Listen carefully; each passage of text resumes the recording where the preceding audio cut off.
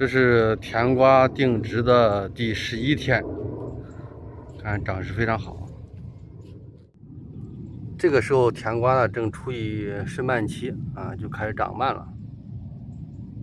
昨天让工人把整个番茄棚啊，包括甜瓜棚啊，整个地面全部铺上去。铺上去以后呢，就是后期这个杂草啊就可以彻底去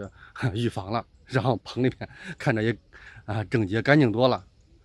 这个时候呢，这个甜瓜正处于一个盛蔓期在盛蔓期那个田间管理实际上是非常重要的因为第一个呢，就是你需要去天天去打杈甜瓜在盛蔓期这个杈是几乎是疯长2-3天都能长这么长所以说呢，这个打杈这一块是消耗了很大的一个人工在里边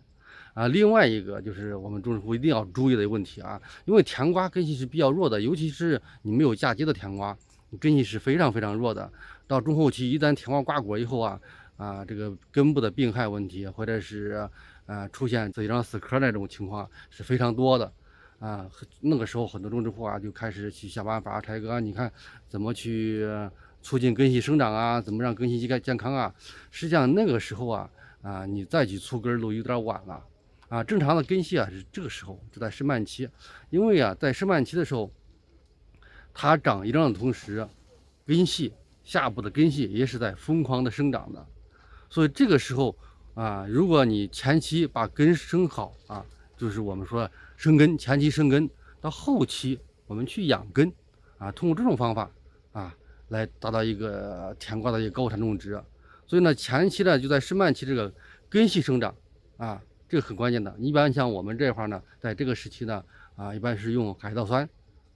来刺激根系生长这个效果还是可以的，比较平稳一点第二个呢就是整个的个水肥控制了。水肥控制关键在什么地方呢？就是有很多种植户说这个秋研这个甜瓜做瓜很难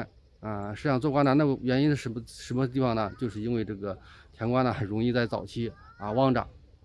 早期旺长以后呢，它做瓜就难了，所以这个时候呢，适当控一次旺就可以了。